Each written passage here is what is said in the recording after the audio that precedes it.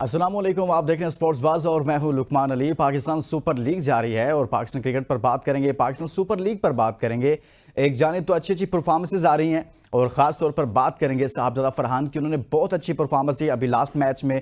वो साहबजादा फरहान जिन्होंने national T20 cup में भी अच्छी परफॉर्मेंस दी और वो साहबजादा फरहान जिनको जब हजूरी बाग लाहौर में ड्राफ्टिंग हो रही थी पाकिस्तान सुपर लीग की, तो किसी एक भी टीम के मालिक ने, किसी एक भी टीम की मैनेजमेंट ने उनको पिक नहीं किया था, यानी कि किसी टीम ने उनको पिक नहीं किया था। इसके बावजूद कि नेशनल T20 कप में उन्होंने 3 सेंचुरियां लगाई, 250 स्कोर की और एक 150 प्लस रन किए, लेकिन उसके बावजूद उनको शामिल नहीं किया गया था। ये खुशकिस्मती कहें इस्लामाबाद यूनाइटेड की या फिर खुशकिस्मती कहें आप साहबजादा फरहान की कि एक पिक अभी बाकी थी पेशावर ज़ल्मी की और इस्लामाबाद यूनाइटेड की। बिल्कुल आखिरी मौका पर मैच शुरू होने से कुछ टाइम कबल, कुछ दिन कबल उनको पिक किया जाता है, साहबजादा फरहान को पिक किया जाता है। वो भी तब जब चारों तरफ से आवाजें उठ रही थी कि भाई साहबजादा फरहान का कसूर क्या है, उसने क्या गलत किया है, अच्छी परफॉर्मेंसेस दी हैं तो कोई टीम उसको पिक क्यों नहीं कर रही है। लेकिन इस्लामाबाद यूनाइटेड ने उसे पिक किया और फिर लास्ट मैच में अभी उसने एक जबरदस्त परफॉर्मेंस दी, 106 रन बनाए और इस्लामाबाद यूनाइटेड की तरफ से एक बड़ा टारगेट जो रखा गया पेशावर ज़ल्मी के सामने, उसमें एक कलीदी किरदार अदा किया। साहबजादा फरहान की परफॉर्मेंस ने उन सब लोगों की आंखें खोल दी हैं जो लोग कहते हैं पाकिस्तान में टैलेंट नहीं है, जो लोग कहते हैं कि पाकिस्तान में क्रिकेट अब खत्म हो रही है। ऐसा नहीं है, बल्कि आंखें खोलने की जरूरत है। जो मनसब पर बैठे हुए लोग हैं उनको जरा सा अपनी आंखों पर जो पट्टी बांधी हुई है उसको उतारने की जरूरत है और फिर देखने की जरूरत है कि जो लड़के अच्छी परफॉर्मेंसेस देते हैं उनको क्यों मौके नहीं दिए जाते। तो साहबजादा फरहान ने अच्छी परफॉर्मेंस दी है। आज के शो में इस पर भी बात करेंगे। साथ में सरफराज अहमद ने हमारे साथ एक इंटरव्यू में बहुत सारी बातें की हैं, वो बातें किस तरफ इशारा कर रही हैं उस पर बात करेंगे। क्या सरफराज अहमद रिटायरमेंट से मुतालिक सोच रहे हैं या फिर अभी सरफराज अहमद मजीद खेलना चाहते हैं, लेकिन पाकिस्तान क्रिकेट बोर्ड उनके हवाले से क्या दरवाजे बंद करता जा रहा है। ना सिर्फ क्रिकेट बोर्ड बल्कि कोयटा ग्लैडिएटर्स भी उनके साथ क्या कर रही है, इस पर भी बात करेंगे क्योंकि उन्होंने हमारे इंटरव्यू में बहुत सारी बातें की हैं। और एक और खबर है उस्मान तारिक से मुतालिक। कोयटा ग्लैडिएटर के बॉलर हैं और उनका बॉलिंग एक्शन रिपोर्ट हुआ है और यह भी बड़ी खतरे की घंटी है कोयटा ग्लैडिएटर्स के लिए।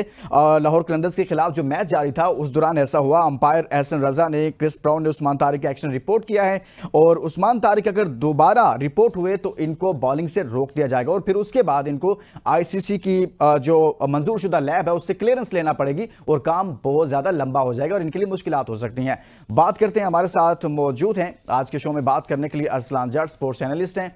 बहुत शुक्रिया अरसलान, आपने हमारे लिए वक्त निकाला। बहुत सारे मामलात हैं पाकिस्तान क्रिकेट से जुड़े हुए हैं। पाकिस्तान सुपर लीग पाकिस्तान में चल रही है और एक दिन कोई टीम पाकिस्तान सुपर लीग में आसमान पर होती है तो अगले दिन ज़मीन पर होती है। यही T20 का एक हुस्न भी है, लेकिन अच्छी अच्छी परफॉर्मेंसेस का आना और दूसरी जानिब जो बड़े नाम है उनकी जानिब से परफॉर्मेंसेस का सामने ना आना बहुत सारे सवालात खड़े कर रहा है। हम आज की गुफ्तगू का आगाज़ यहाँ से करते हैं अरसलान के। जब हम बात करते हैं अच्छी परफॉर्मेंसेस की तो साहबजादा फरहान से आगाज कर लेते हैं। फरहान को तो किसी टीम ने पिक ही नहीं किया था जो पहली ड्राफ्टिंग हुई थी, लेकिन रात जिस तरह से उसने बैटिंग की है कमाल की बैटिंग करके, आप नहीं समझते कि उसने उन सब लोगों को एक जोरदार जनाटा दिया है कि भाई मेरी परफॉर्मेंसेस, मैं अपनी परफॉर्मेंसेस की वजह से कुछ भी कर सकता हूं, लेकिन क्यों नहीं मुझे पिक किया गया, उन सब लोगों पर सवाल खड़ा कर दिया उसने। देखें लुकमान, हम आपके ही शो में और आप भी बारहा साहबजादा फरहान की बात कर चुके हैं और मैं भी जब उन्हें टीम से बाहर किया गया था अभी रिसेंटली, जब नए लड़कों को ले गए थे तो मैंने उस वक्त भी ये जिक्र किया था कि साहबजादा फरहान को जिस तरह से टीम में लाया गया और जिस तरह से मौके दिए गए, 5वें 6ठे नंबर पर जाकर उन्हें मौका दिया गया। वो एक ओपनर हैं लेकिन बाबर और रिजवान के लिए जो है उन्हें बहुत नीचे खिला के और वहां पे वो परफॉर्म नहीं कर सके और उन्हें टीम से बाहर कर दिया गया उस बुनियाद पे। बाकी प्लेयर्स को एक लंबा जो है वो टाइम दिया जाता है, लेकिन उसके साथ ऐसा नहीं हुआ और उसकी आप यहाँ पे देखें कि उसने उसके बावजूद, यानी कि आपका वो टॉप परफॉर्मर है और PSL में हमेशा से मैं बात करता हूँ कि पाकिस्तान की फ्रेंचाइज जो हैं वो हमेशा अपना फायदा देखती हैं, अपनी यारी दोस्ती देखती हैं, तल्लक वास्ते देखती हैं। आप शुरू दिन से 10 सीजन हो गए, उठा के देख लें कि एक ही कैटेगरी की टीम जो है वो चली आ रही होती है। मर्जी से प्लेयर्स की कैटेगरीज जो हैं वो अपग्रेड भी करवा ली जाती हैं, डाउनग्रेड भी करवा ली जाती हैं अपने मफादात को देखते हुए। लेकिन जब इन परफॉर्मर्स की बात आती है तो वहां पर उन्हें जो है सिर्फ और सिर्फ मार्केट प्रोडक्ट चाहिए होती है जो उनको बेच सके, जिसके ऊपर उनका मंजन बिक सके। अनफॉर्चुनेटली साहबजादा फरहान का तल्लक जो है उस कैटेगरी में नहीं आता, इस वजह से उन्हें भी पिक नहीं किया गया।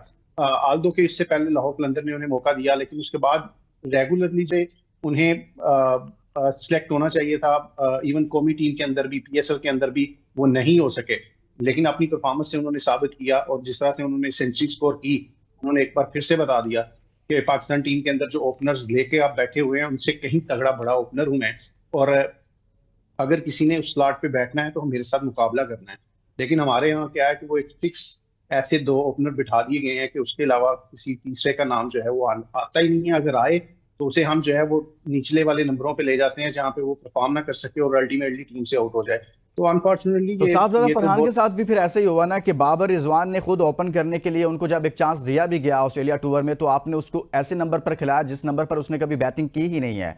तो ये कैसे कर लेते हैं कि एक बंदा पूरी कायद-ए-आज़म ट्रॉफी खेलता है या फिर नेशनल T20 कप खेलता है, चैंपियंस कप खेलता है, तमाम जो आपके डोमेस्टिक के फॉर्मेट्स हैं उनमें खेलता है और वो ओपन करता है, लेकिन जब आप उसको कौमी क्रिकेट टीम में कभी एक चांस देते हैं तो आप उसका नंबर चेंज कर देते हैं। तो अरसलान, क्या नंबर चेंज करने से प्लेयर की परफॉर्मेंस मुतासिर होती है?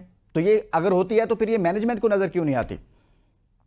देखिए लुकमान, हमारे यहाँ इशू ये है ना कि अब किसी को टीम में एडजस्ट नहीं होने देना, उसके साथ किया ये जाता है कि उसको टीम में अगर लेके आया जाता है तो उसके साथ उसको या तो कुछ ऐसी कंडीशंस के अंदर जो है वो ले जाते हैं जहाँ पे वो परफॉर्म ना कर सके, या उसको ऐसे नंबर पर बैटिंग करवाई जाती है कि वो उस तरह से परफॉर्म ना कर सके। देखें, जो नया लड़का आता है उसको आपने कॉन्फिडेंस देना होता है, उसको आपने स्पेस देनी होती है, और जहाँ पे परफॉर्म करता है आपने उसी नंबर पे उसको बैटिंग देनी होती है। लेकिन अनफॉर्चुनेटली ये वाहिद दुनिया की वाहिद पाकिस्तान क्रिकेट टीम है कि जहाँ पे हमारे सीनियर्स कहते हैं कि हमारे नंबर्स को कुछ नहीं होना चाहिए। आपको भी याद है कि जिस तरह से रिजवान ने कहा कि मैं नंबर 4 पे, जब उसके इवन के बाबर कप्तान थे तो उस वक्त भी उन्होंने क्लियर कट प्रेस कॉन्फ्रेंस के अंदर भी इस चीज का इजहार किया था कि मैं 4 नंबर पे कंफर्टेबल हूँ। तो वनडे के अंदर जब बात हुई थी, और इसी तरह T20 में भी आप देख रहे हैं कि पिछले 2-3 सालों के साथ इस जोड़ी ने जो पाकिस्तान क्रिकेट के साथ किया कि हमने फखर जमान को भी जो है वो आउट कर दिया, और बाकी भी जो प्लेयर्स के साथ हम करते रहे वो सबके सामने, और नंबर्स को लेके, और जो प्रोफेशनल ओपनर्स थे हमने उनको टीम से ही दूर रखा।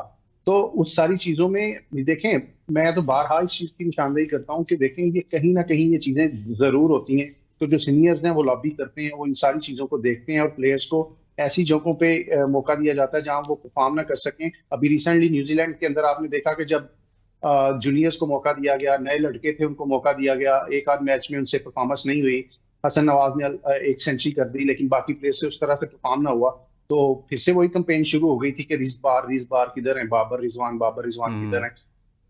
ये तो लॉबीज और ये मार्केटिंग, और जिस तरह से मैं बता रहा हूँ ना कि हमारे यहाँ जो एक प्रोडक्ट है जिसको हम सो कॉल्ड एक कह लें कि ये मार्केट वैल्यू है, तो हमारी फ्रेंचाइजीज भी उन चीजों को देखती हैं। आज अगर आप देखें तो कितने ही डिजर्विंग प्लेयर्स हैं जो बेंचेस के ऊपर बैठे हैं। हसीबुल्लाह आप देखेंगे कि, और ख्वाजा नाफी, ये 2 नाम ऐसे हैं कि जो किसी भी प्लेइंग 11 में पीएसएल में बड़ा इजीली एडजस्ट हो सकते हैं, लेकिन कोयटा ग्लैडिएटर वहां पे शुएब मलिक को खिला रही है।